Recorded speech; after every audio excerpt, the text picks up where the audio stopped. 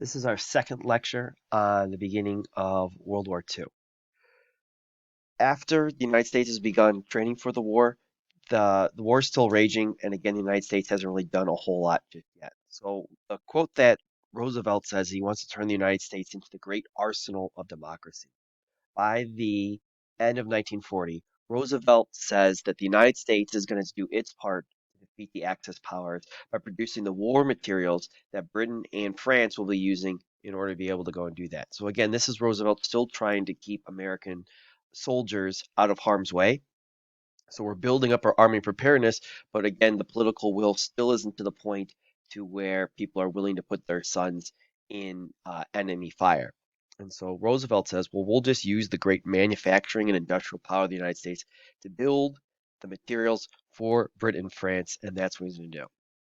The problem comes that by the end of 1940, the United Kingdom, which is fighting all over the world, Japan, the Pacific, and stuff, having to deal with the Japanese buildup in the Pacific, having to worry about buildups in other parts of Europe, and fighting in Europe itself, it has no more cash. And so that goes back to, well, the United States has been operating in the cash and carry provision. Well, if you have no cash to be able to carry this stuff away, well, that's an issue. So what's the solution? The solution that Roosevelt comes up with is the Lend-Lease Act.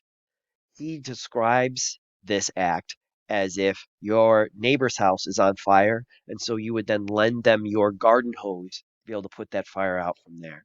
So the Lend-Lease Act is where the United States will lend or lease any arms to any nation whose defense was vital to the United States of America.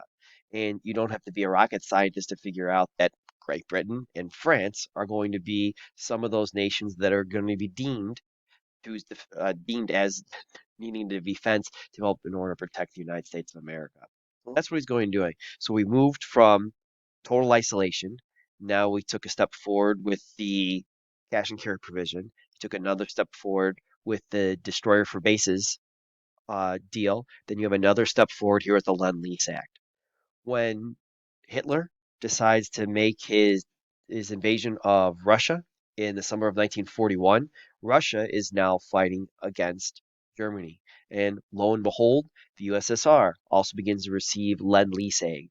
Now you have to remember, the United States and communism don't really mesh well together, and a lot of people are upset about any Lend-Lease aid going to the Soviet Union.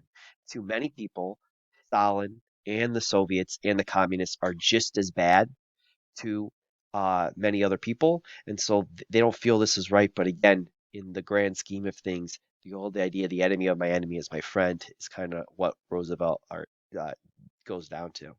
So again, just we talked a lot about this in world history, but pretty brutal invasion of Russia by Germany, but in doing so, that allows for Russia to go and become the receiving end of what Roosevelt wants it to do. Right? And so this cartoon here is the old Lend-Lease Act here, where what is America becoming? It's becoming the great arsenal of democracy. They're going to build all the arms and they're going to let the other people do the fighting, but they're going to be fighting with American tanks, American bullets, American planes, American trucks.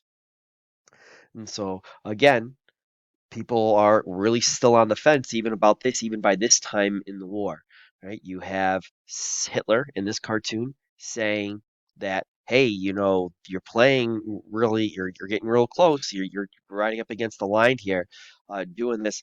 And in this particular cartoon here from St. Louis, Uncle Sam is trying to say, well, I'm trying to fight you in the best legal way that I can. Well, there's a ton of money that goes off from this. It's 28 billion. That's with a B to the allies from the United States, and you can see the breakdown in terms of all that stuff there. And again, that's in the billions of dollars there. So you can start to see just how much money again is lended to these other people, or at least in the hopes of repayment. But again, a lot of people were critical of the United States following World War One that they didn't really collect on all the loans and the stuff that they got from the other nations in that time period. Where's most of this stuff going? Again, you can see a lot of it's going to help out Churchill in the United Kingdom. Some of it's going to the USSR and then other allies as well, at least here by the end of March of 1943 in this graph. And then again, just a little bit geographically shows it all out where all this money is going. And again, we're talking billions of dollars in the 1940s. So you can just imagine, right, what it's going to be. We don't have anybody to look up that right now for us on their computers, but I'm sure you could ask Joy O'Connell. He'll figure that out for you himself. So again, as some people said, they were unhappy about this Lend-Lease aid going to the Soviet Union, but you can see that a whole heck of a lot of it is going there. And this is gross tons. You can see how much it is being put there to help out its defense. So if you have all these boats full of stuff going to the Allies, the German response is to send out, just like they did in World War One, the submarines. So the switch here we see between the use of submarines in World War One to World War Two is the use of what Hitler calls wolf packs. Hitler deploys his U-boats to attack the Allied shipping.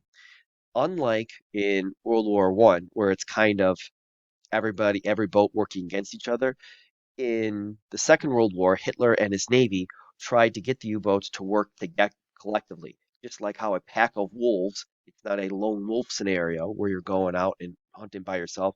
They would hunt in packs of several submarines to try to be able to find the Allied convoys, attack the convoys, and pick them off right in numbers. So instead of spreading them all out right haphazardly, they're just moving right up against there from there. These U-boats were deployed from the Gulf of Mexico all the way to the North Atlantic. And because the United States is not at war at this point, the United States is still in a peacetime setting. So a lot of the U-boat commanders love staying right off the coastline because off the coast of Miami Beach, with all the neon signs lining up South Beach, they were able to pick off the targets pretty simply and easily from there. And again, that goes back to when is the United States actually in the war here? And the German submarines are doing that. They started sinking up to over 350,000 tons of shipping a month from there, and that's a huge thing. And this is a very close run thing through 1940, 1941 into 1942. This is not as kind of glamorous as fighting as, say, like the guys in the fighter pilots or the fighting on the ground. But this is just as important trying to win the Second World War is getting that stuff to the theaters of operations in order to be able to use the bullets. The bullet's not going to kill any Germans at the bottom of the Atlantic. So this is a very close run thing. There's a whole lot of stuff, and again, you can get into Alan Turing working with Germans, all right, working against the German subs to make the first computers, and all that stuff kind of gets thrown in there if you see the movie Imitation Game. June 1941, Roosevelt trying to stop the Germans from destroying all this American shipping for all the stuff they're putting together, Roosevelt grants the U.S. Navy permission for U.S. warships to shoot at U-boats in self-defense. And again, that self-defense kind of becomes, well, when is it in my self-defense? If I can't see the submarine, but I can hear it's there, or are you just going to wait to be shot at from there? And so some historians or some people believe that this is really war but name only. Again, we ask the question, when does the United States enter into World War II? Well, here it's June 1941. You have U.S. sailors on U.S. ships shooting U.S. bullets, U.S. bombs, dropping stuff on German U-boats. Is the United States at war? And again, it's a question we're going to keep trying to ask up until the actual declaration.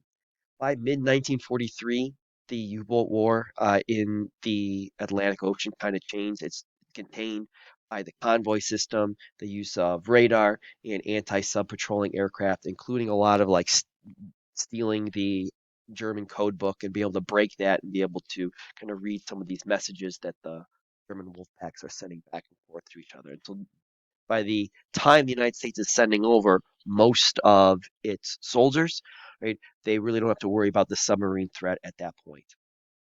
So this is a pretty cool little map. Each one of those yellow dots represents a Allied merchant ship, sunk um, during World War II. And Google Maps actually has a pretty Google Earth and Google Maps has a pretty cool application to where you can go and actually look at all this, and you can click on each of the individual little dots there, and it'll tell you what ship it was, where it was carrying, when it was shot down. It's a pretty cool little thing, and recommend it. I'd show it to you in class if we had the time here. So you have all these soldiers, all right, sailors on these convoys protecting, on U.S. destroyers protecting these convoys going across the Atlantic Ocean. The Tom Hanks movie Greyhound is an example of kind of what they're doing. If you want to see what crossing of the Atlantic entailed right in the thick of the fighting going against that.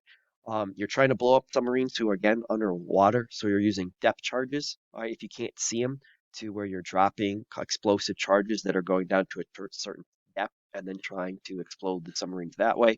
You're dropping bombs from air by the United States Air Force, and then again, if they're on the surface, you can use deck guns to try to blow them up that way.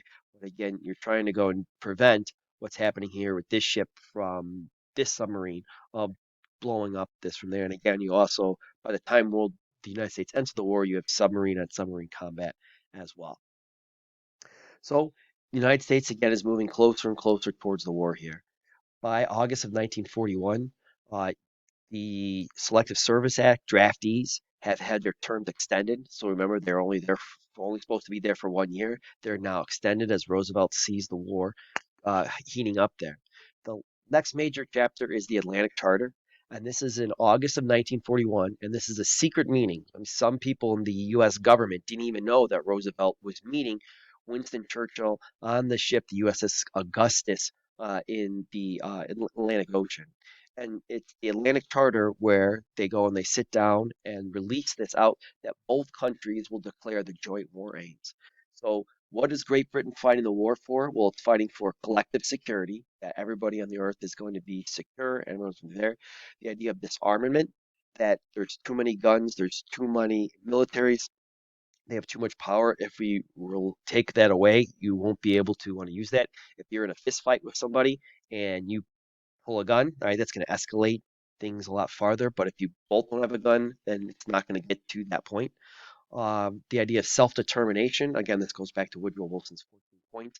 The idea that ethnic groups or people within countries should be able to self-determine whether they want to remain a part of an empire or their own, or become part of their own country.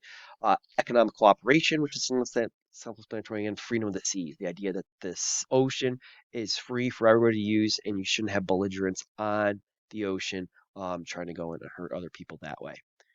Roosevelt to Churchill promises he's going to look for ways to try to force an incident to allow Congress to declare war. By August of 1941, the Soviet Union is retreating, right, in big, huge, giant chunks in the wake of the German advancement, right? The Japanese are getting more and more restless in the Pacific. The situation over the skies of London have improved a little bit, but it's still scary. They're waiting for, when is that German invasion going to come? And so Roosevelt's trying to give Churchill at least some sort of hope, right? As he says that he's going to try to see that there yet. And again, this kind of goes and starts rooting into those conspiracy theory ideas that, oh, Roosevelt was baiting the Japanese and all this other stuff as you get into this. But again, it those there's elements of truth to some of those stories when he says he's doing this. What the Atlantic Charter does and why it's important is that this is a document that 26 other nations will eventually sign by the end of World War II, of signing up for the Allies. If you wanted to join the Allied powers in defeating the Axis powers in World War II, this is the document you had to sign in order to be able to prove kind of what you're fighting for from this. So this is the meeting. So again, you have Roosevelt there on the left and you have Churchill on the right. So they're going meeting along with a lot of the other top brass and other people who are uh, on the boat. And it's at this point where we're going to stop and pivot in our next lecture as we go and see what's happening with the U.S. in the Pacific with a rising power there with the Japanese.